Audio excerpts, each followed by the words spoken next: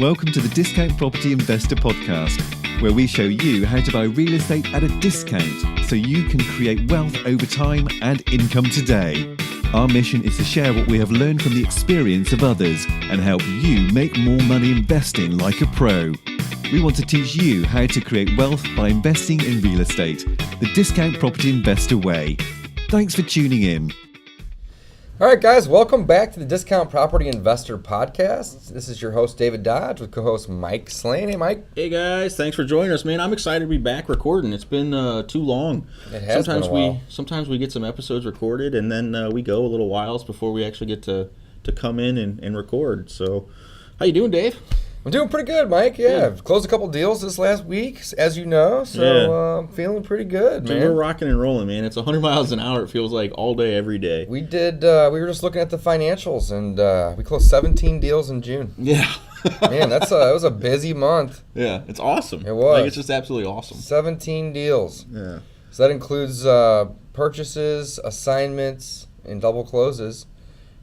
We count double closes as a single, though. That's a single deal, though, right? Yeah. Right. But and then we purchased a couple that were wholesaling, doing little minor rehabs. But total of 17 different purchases. Yeah. So if you see the bags under the eyes, it's partially because we've been keeping ourselves busy. That's right. All right, guys. If you're a first-time listener, what we like to talk about on this show is wholesaling real estate. That's our primary goal, is to help other people learn. What we do best. It is. It's what we do. It's where we make our money. So we talk about wholesaling real estate, and we put together a pretty neat free course. We've had nothing but, I think, 5-star reviews every time people review it for us. We have. We've had almost 2,000 people take it. Knock on wood. Over 20 5-star reviews. We haven't had a single review that's not a 5-star review. Yeah, knock on wood. We're not challenging anyone to do that. But again, we're very happy with the course we put together, and we think that a lot of people are getting some good value out there.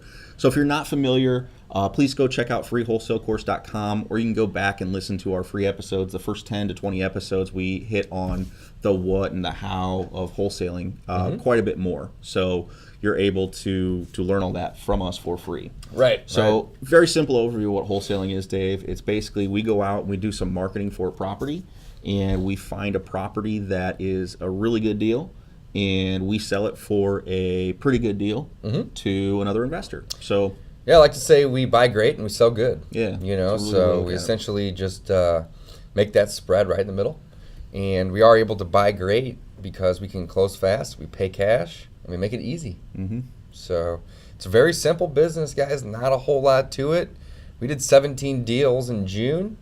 And there's no reason that if you're new to this business that you can't, do your first deal within, I don't know, what do you think, Mike, couple weeks? Absolutely. Again, so we actually recently had somebody ask us, hey, if I, start doing this, can I expect to close a deal in my first 30 days?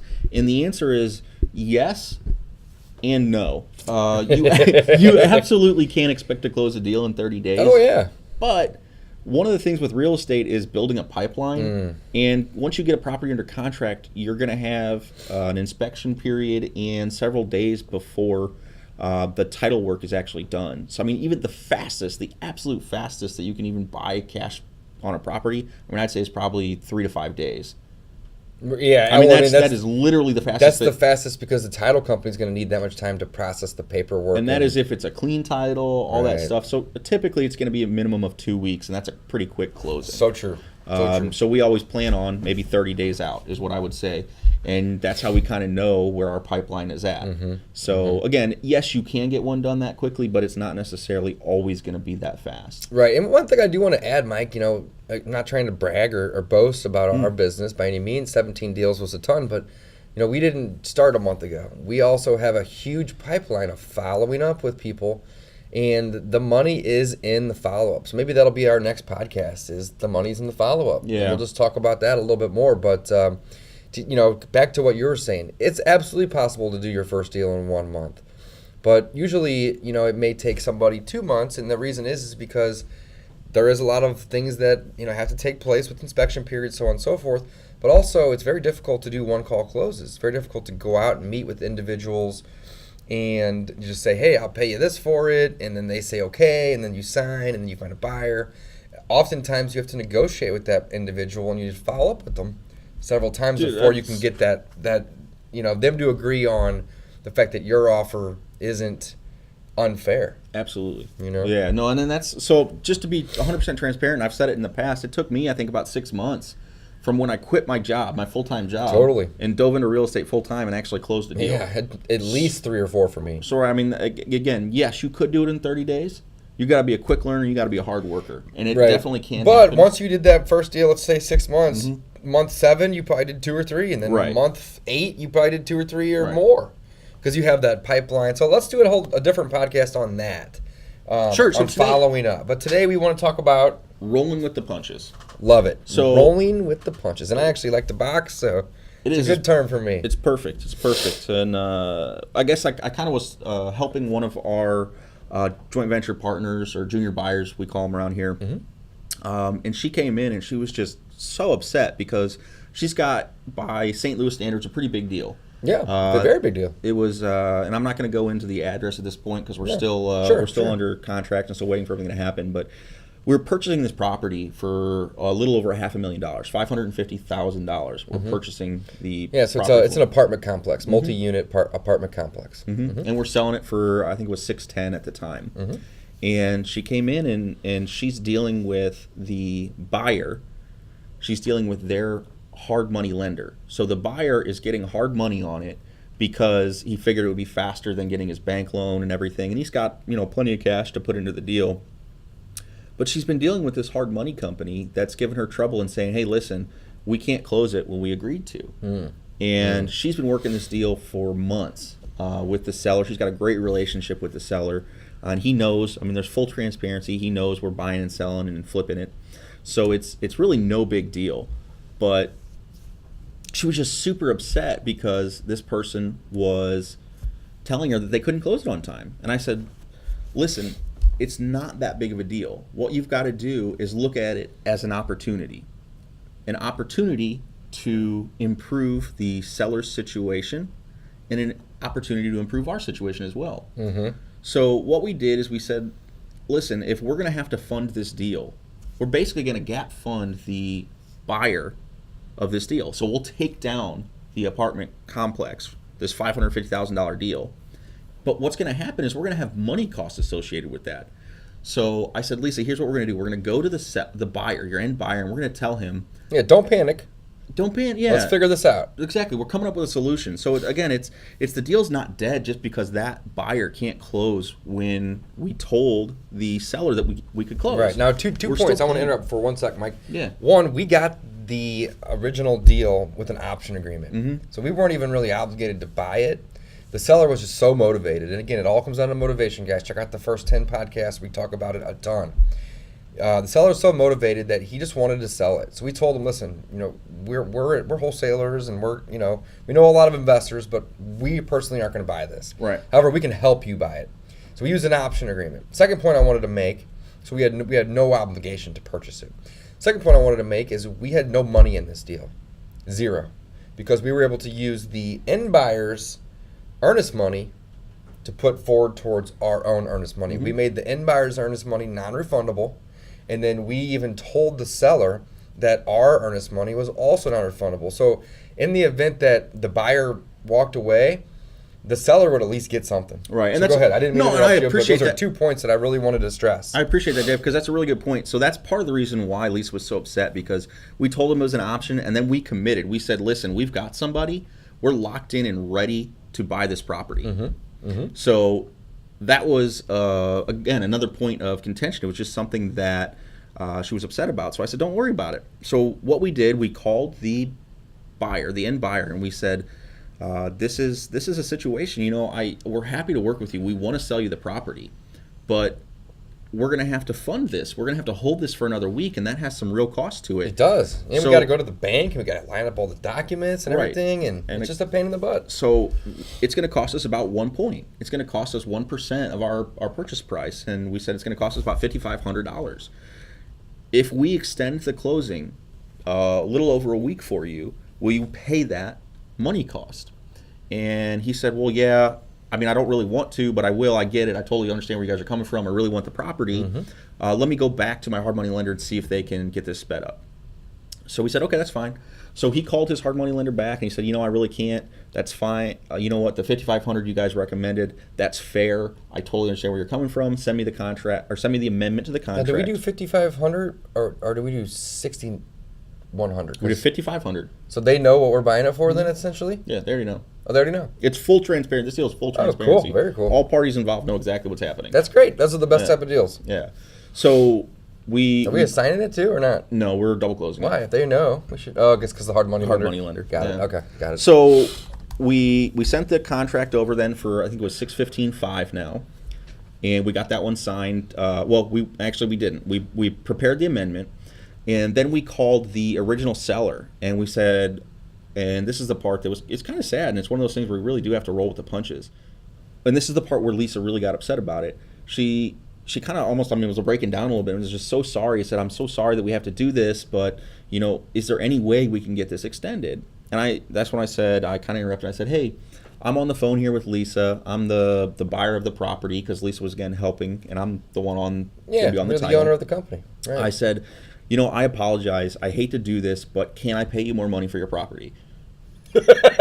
And he kind of gave what? He kind of gave it a little bit, and I said, "Yeah, that's the part I wanted to open with, because we do need a little bit more time on the closing." Mm-hmm. And he said, "I really don't want to. I thought we were going to. I want to sell this thing yesterday." And he said, "But I guess that's fair." So we agreed. We're going to up the purchase price for him $2,500. Mm-hmm. So again, we paid him $2,500 to hold the property for another week.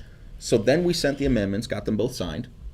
And we basically increased our sale price by $5,500 and increased our purchase price by $2,500. So again, we're creating another win-win situation. It was win for the original seller. He's making another $2,500, even though he has to hold it for another. We're making $3,000, right? Because it's $5,500. Mm-hmm. Yeah. So he's making $2,500. That's awesome. We're making another $3,000 on the spread, mm-hmm. and the end buyer is still getting the property, despite the fact that they weren't able to fulfill their contractual obligation to us. Yeah, so but instead of kicking them out, exactly, we keep them in. Creates a win-win-win. I guess the other point to mention is it was supposed to be a cash deal, and then they changed it to hard money. And again, we're not upset about it. We want them to get the properties if they're able to close on it, mm-hmm. and that's exactly kind of what we did. Mm-hmm. So again, it's one of those things in wholesaling. Just be able to roll with the punches. Like, if something comes up, don't look at it always as like, oh, this is the end of the deal's not going to close. It's just an opportunity to reevaluate the deal and just look at each component of the deal as it relates to that component. Mm-hmm. The fact that the seller's getting hard money, that's not our problem. Right. The seller has the problem that he can't get funded in time to close. So true. So you have to remind them, hey, we're happy to work with you, and I understand you're getting hard money, but our contract says that you're a cash buyer, and we were supposed to close at this point. Mm-hmm. We'd love to work with you, but can we renegotiate a little bit? So that's what we did. Again, it's all guys, rolling with the punches. Yeah. It's all comes down to just being able to have the ability to pivot. And sometimes you have to pivot for the worse. But other times you can pivot for the better. And in this scenario, we were able to pivot, and we were able to make more money. We were able to help the seller still sell this deal, and the buyer was willing to pay a little more because it was his fault that the hard money lender wasn't lined up, and he was willing to pay a little more for it. Right. So, in this business, you really have to roll with the punches. And what we mean by that is there's so many different things that can happen that can throw a curveball in on the deal. But you can't let those little things blow up and ruin the deal for you. So and that's the thing, it's almost every deal. Absolutely. Like and not every, some of them are super clean and easy, but they're few and far between. Mm-hmm. There's title issues, there's all sorts of things that come up during a transaction that just feel like they're going to derail the whole process. Mm-hmm.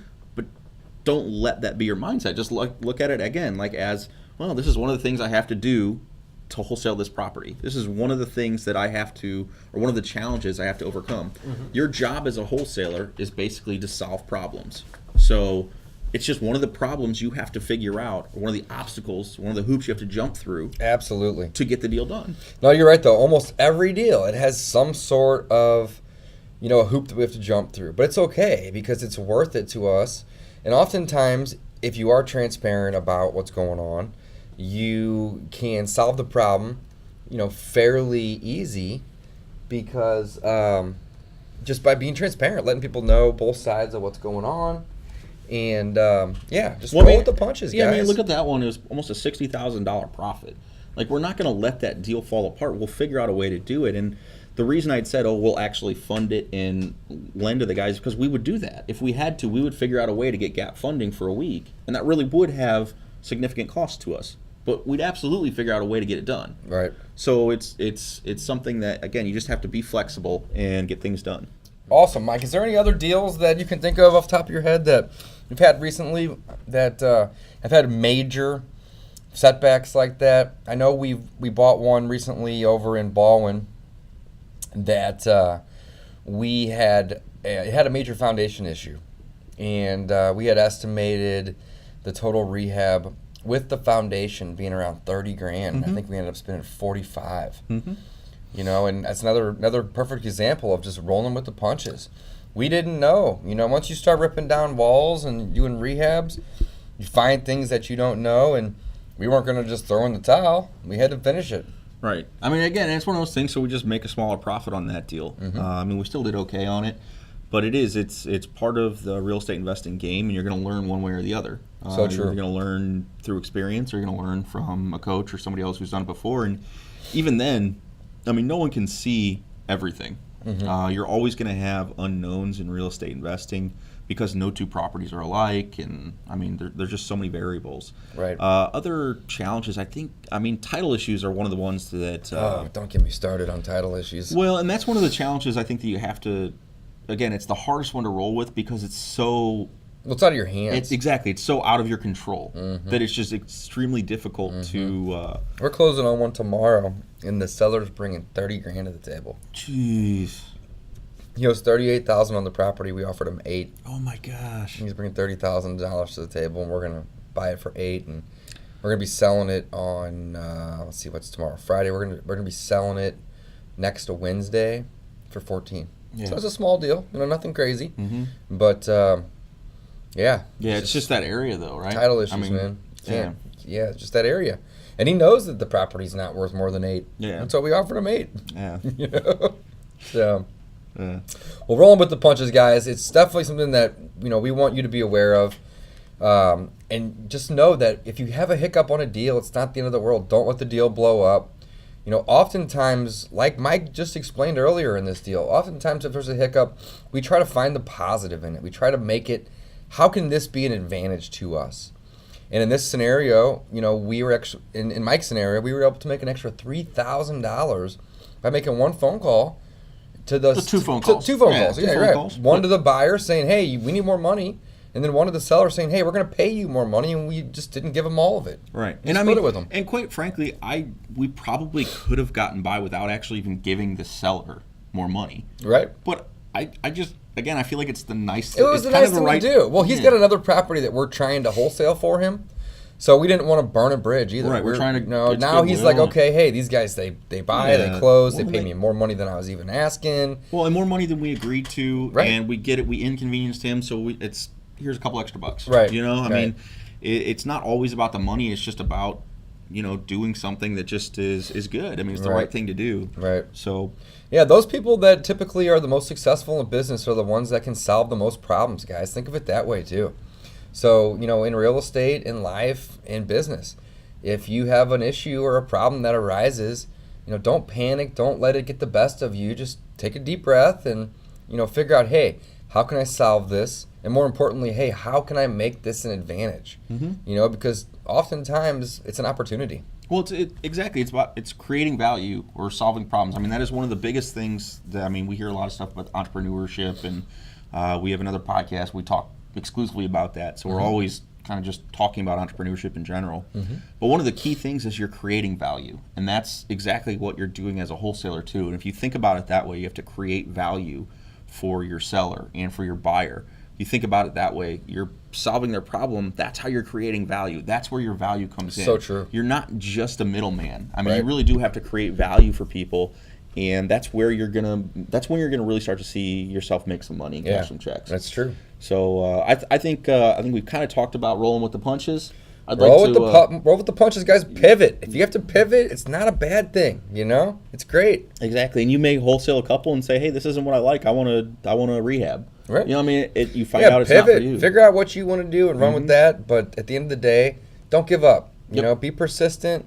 Consistently, persistently take action. I love that quote. It's one of my favorites. But I got another one for that's today. not our quote, though, Mike. What's the quote? Let's hear it. With rolling with the punches, if Plan A didn't work, if Plan A didn't work, the alphabet has 25 more letters. Stay cool. I love that quote. Yeah, again, that's a cool quote, man. I really like that quote. It's a quick one we found. All right, guys. Thank you so much for listening. Like we said, please check out the free wholesale course if you're looking to get started investing in real estate, or if you're looking for deals exclusively in the St. Louis market right now. Check out discountpropertyinvestor.com. Thanks for listening. Thanks, guys. Thanks for listening to the Discount Property Investor Podcast. If you enjoyed this episode, please like, share, and subscribe to help us reach a wider audience. We would also appreciate it if you left us a review on iTunes or Stitcher. Thanks in advance for your support. And remember, you make your money when you buy and get paid when you sell. Now let's go build some wealth.